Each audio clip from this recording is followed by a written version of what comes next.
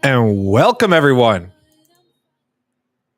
to Mike Saves Hockey. It is Friday, March 11th, 2022. I can't believe we're already almost halfway through March here, guys. It is insane how fast time flies.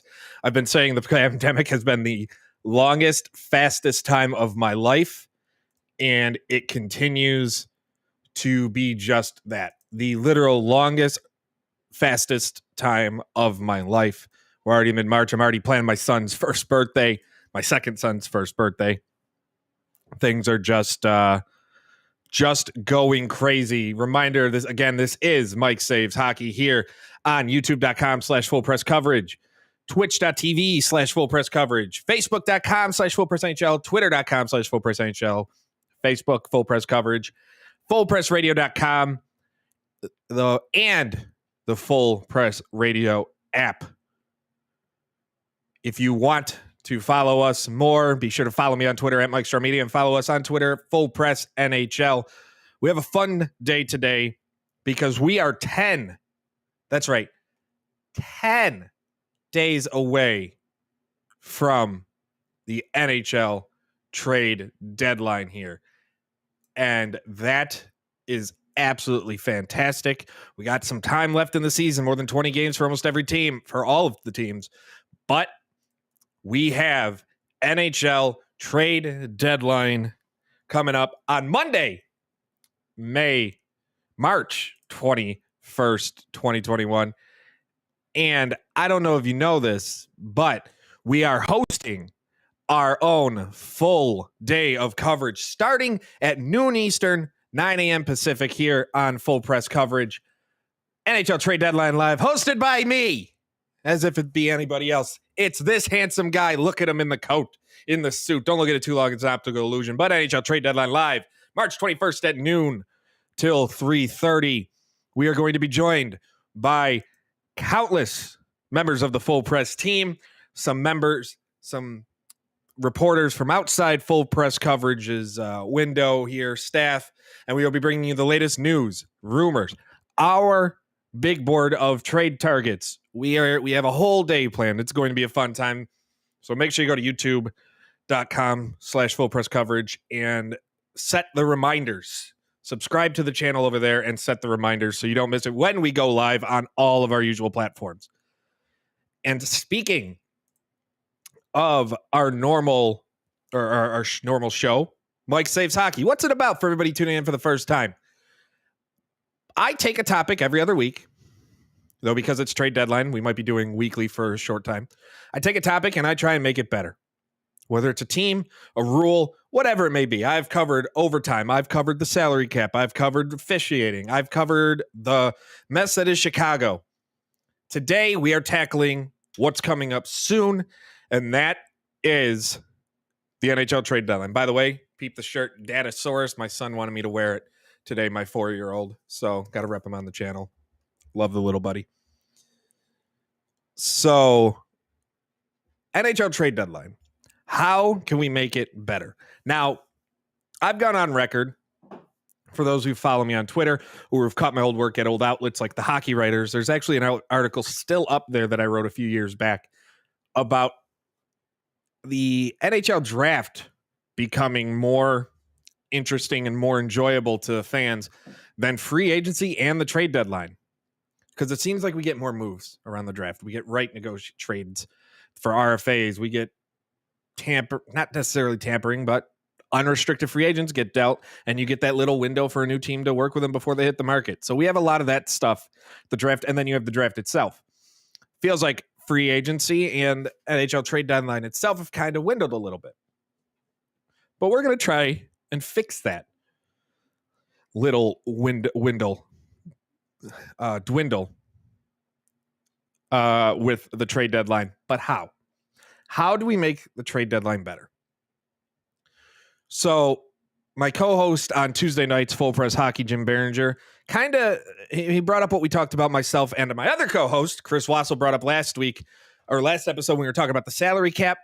And we were talking, like, we have to fix the salary cap. You know what? He brought up a really good point, and I'm going to get it up on the screen here for us. But he brought up the fact that the salary cap just needs to be adjusted. So we're going to throw this up on the screen right here. What do they need to do? What about the salary cap needs to be adjusted? So let's add that. Apparently it doesn't want to share my screen. That's okay. That's all right. We'll figure that out another time.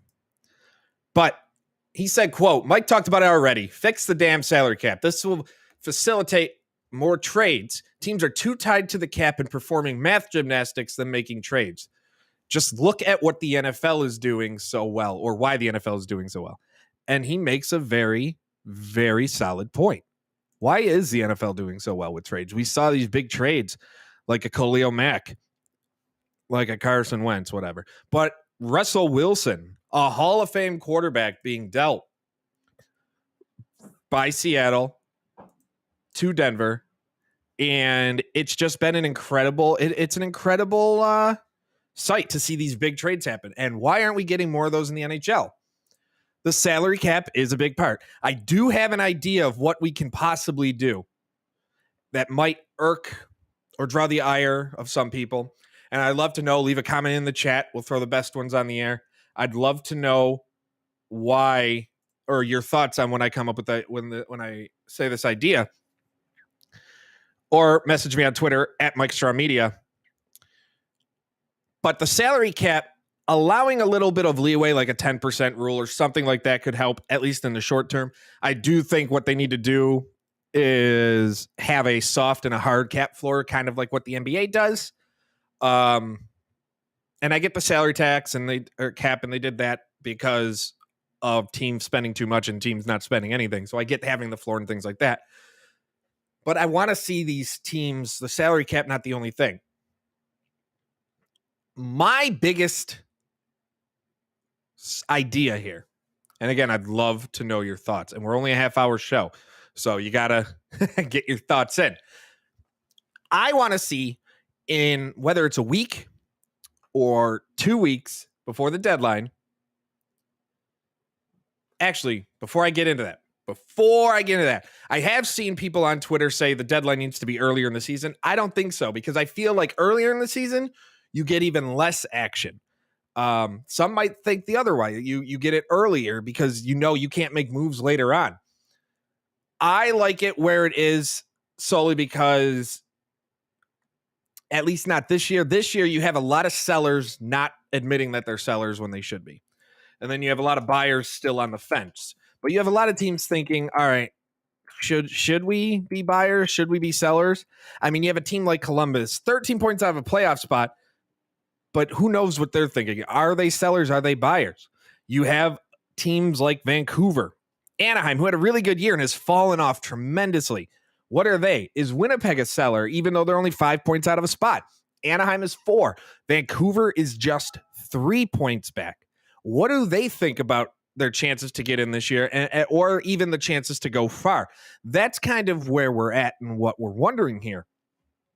So I don't know, putting it earlier in the season would help, because then you have a lot of these teams earlier in the year that still think they're cup contenders or they can make runs, and then you don't get action because they want to stand pat.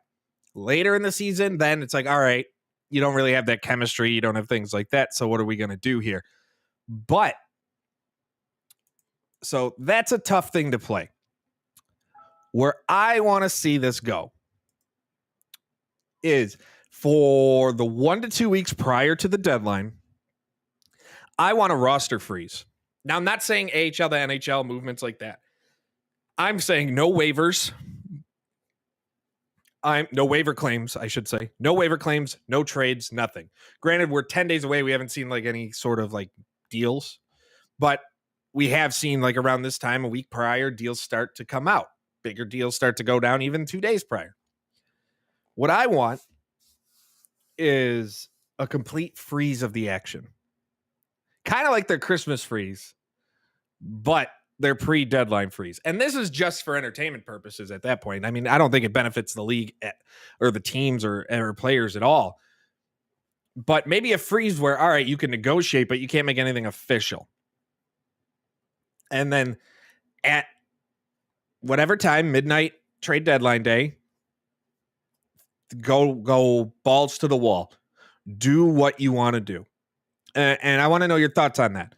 Let me know again on Twitter at Mike Star Media. You can let us know on Twitter at Full Press NHL, or in the comment section wherever you're watching on Twitch, YouTube, Facebook. What do you think about doing a roster freeze with the NHL prior to the deadline? Good idea? Bad idea? I think it would add way more excitement. Again, with the salary cap being what it is, it's tough. So maybe a case of let teams get 10% above the cap, and then before playoffs start, and this is what we talked about when it came to the salary cap, circumventing the cap with Tampa and Vegas or whatever they're doing, and whomever. Once the playoffs start, each game they have to be salary cap compliant. So basically, maybe allow, and this could go for the whole year too. You give that 10% bump, or again, teams trade salary cap. That would be really cool. Like, all right, we're not using this. We'll give you this 10 million salary cap, but you have to give us a first round pick. I think that kind of stuff could lead to a lot more trades because it gives the contending teams more windows, whether you want to call it a competitive disadvantage or advantage or whatever. But maybe like a 10% window or grace bump, but each game has to be cap compliant.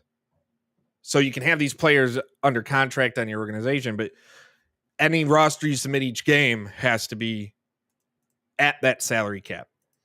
So to me, that's one way to do it.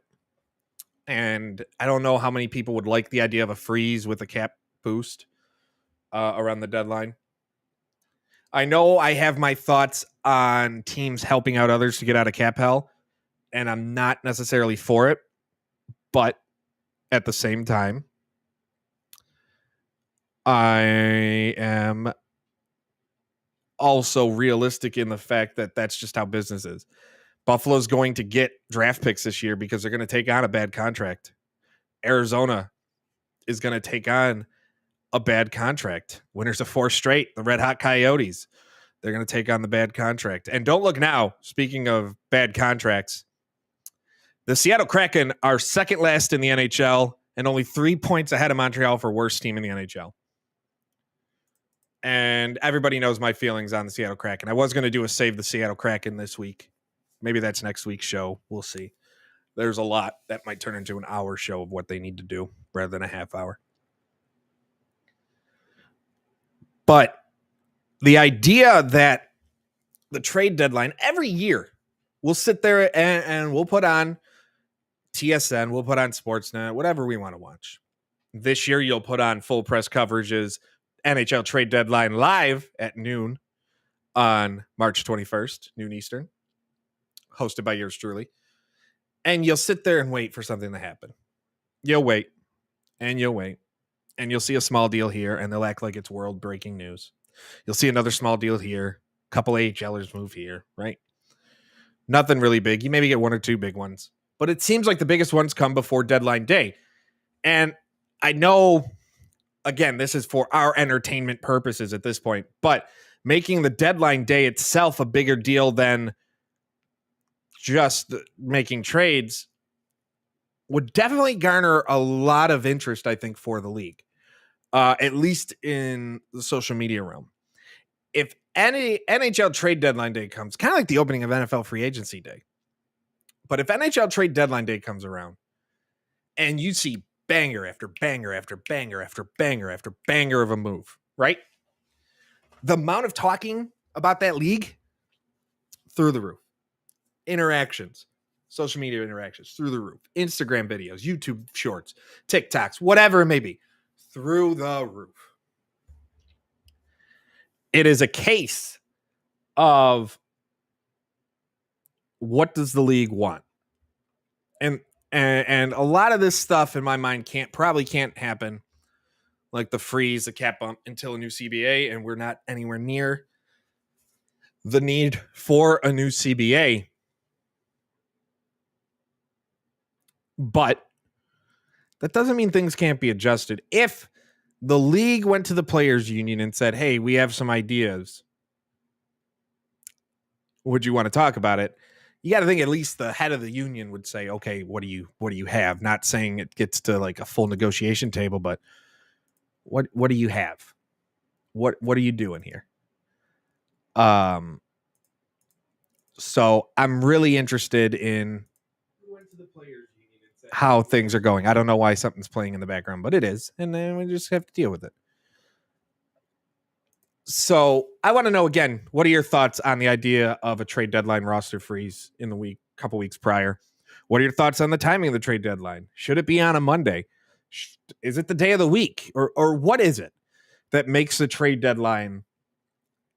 I'm not going to say it's the least exciting in sports because there's nothing more boring than the NFL trade deadline. Let's be real. The NFL trade deadline is nothing but rumors and not a single deal happens on the day. It's like, come on. At least NBA and NHL are fun. MLB can be fun, but their trade deadline's a fake deadline. You can still make trades after, they just can't be in the playoffs. So you get smaller deals.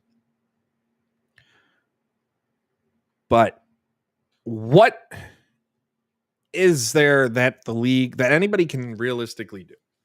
But if you had the power of no CBA holding you back and you can come in and make a change today to make the trade deadline and not even the trade deadline, but make the league encourage more trades, help facilitate these trades, what would you do? That I'd love to know as we hit the halfway part of the show here at Full Press NHL, at Mike Straw Media on Twitter. There's plenty here. Trade deadline just 10 days away. So while we are on the topic of trade deadline, let's talk about some of these players that we need to watch. So obviously, one of, if not the biggest name, is Philadelphia Flyers' Claude Giroux. Will he stay or won't he? You have players like Jacob Chikrin, who at the end of the day, 23 years old, $4.6 million cap hit. I don't see Arizona trading him. I feel the Coyotes are listening, but it's going to cost a lot to get him. If you give them multiple firsts and picks, but he's got 3 years left on his contract after this year at a really good salary. It's tough to see him go. Claude Giroux, probably. Ben Sherratt, other years, no. Other years, not as high. I mean, Montreal reportedly wants a first-round pick for Ben Sherratt. And maybe that's another thing. What about these asking prices for some of these players, man? Some of these asking prices are just through the roof. Ben Sherratt for a first. Now, granted, I get it. 10 years ago, Darcy Regier got a first-round pick for Paul Gaustad from the Nashville Predators to the Buffalo Sabres. But this isn't the NH. This isn't 10 years ago. This is a case of, and again, the 2023 draft class is expected to be a lot deeper than the 2022. But this is a case of, are these GMs falling in love too much with their own players? And we've seen it in the past where they overvalue them. And then you don't get nearly anything towards what you expected. Or you hold on to a player and then you lose him for nothing because you didn't take it.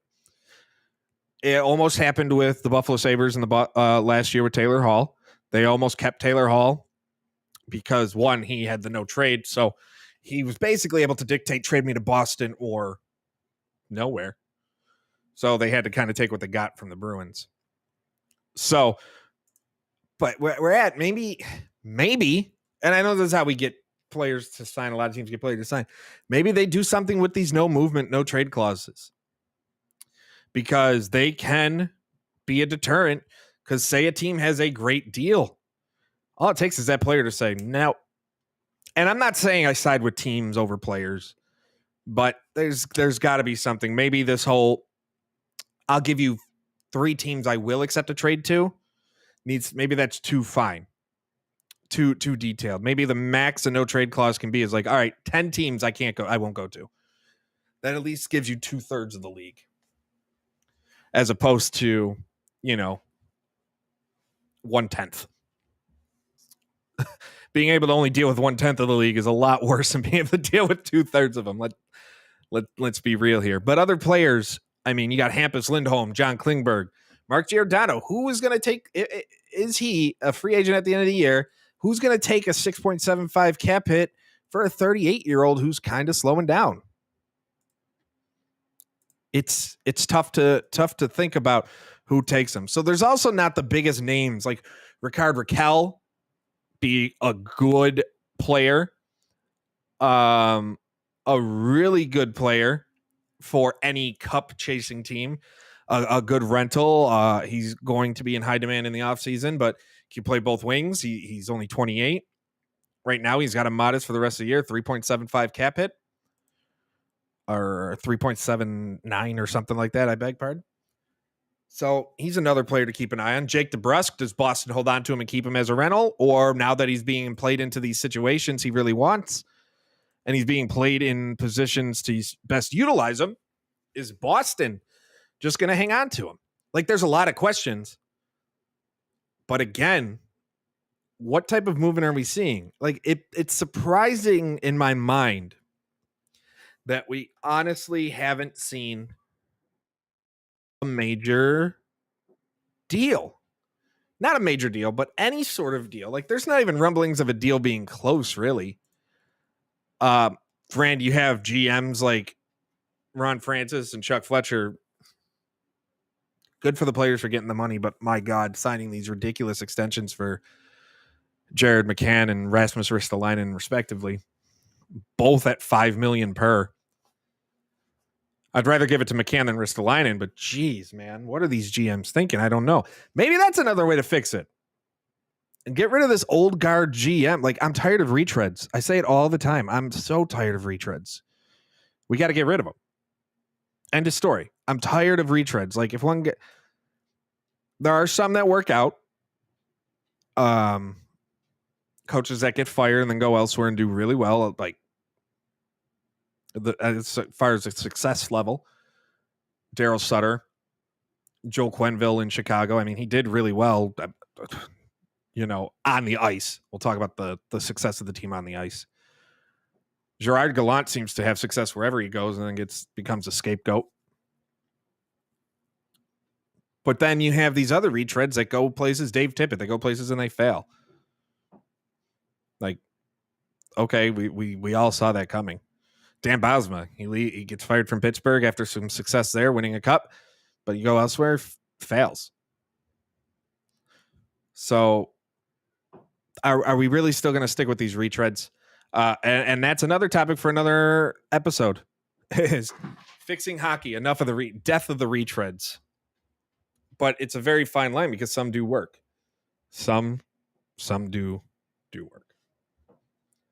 Again, you can follow us on Twitter. Find us on Twitter at FullPressNHL. You can find me at Mike Straw Media. Make sure you are subscribed to Full Press Coverage on YouTube. You follow us on Twitch. You can look for Full Press Coverage on both.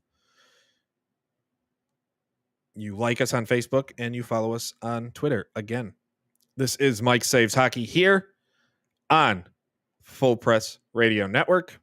Today we are talking about, we have a little bit time left in the show. We are talking about the NHL Trade Deadline and what you would do. If you missed the start of the show, I've talked about two things, mostly. Salary cap, which my co-host Jim Behringer brought up. We need to fix that rather than playing the mathletics of the salary cap. Yeah, it's tough. But we also,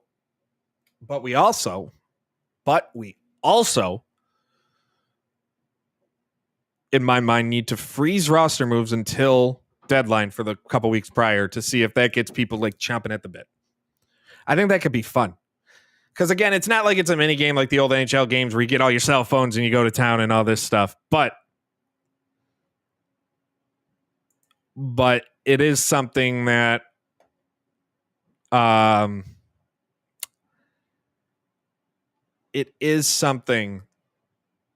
would be interesting to see.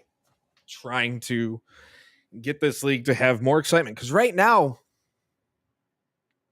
and I'm going to talk about the TV deals too. I know we just got new TV deals that started this year, but I'm going to talk about them one of these weeks, maybe next week, maybe the week after. We'll see. Because, man, I'm not happy with them. And I know I'm all over the place. I'm always all over the place. That's just how I am when I host these shows.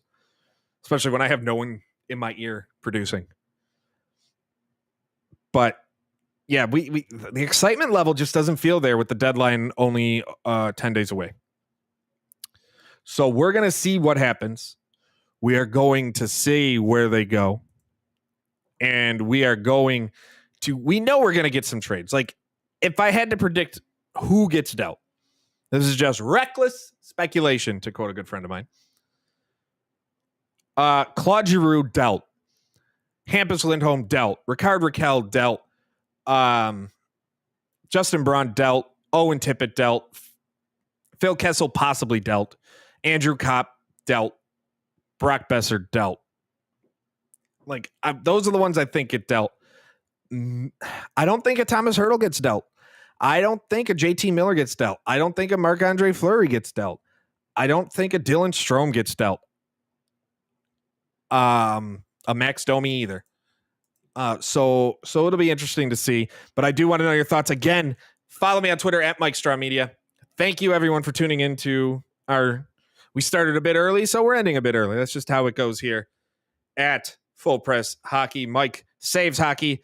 every other Friday. But for the month of March, we are looking to be 4 weeks in a row every Friday. Until next time, everyone, take care. Love each other. Say I love you to the ones you care about. And I will speak to you again soon.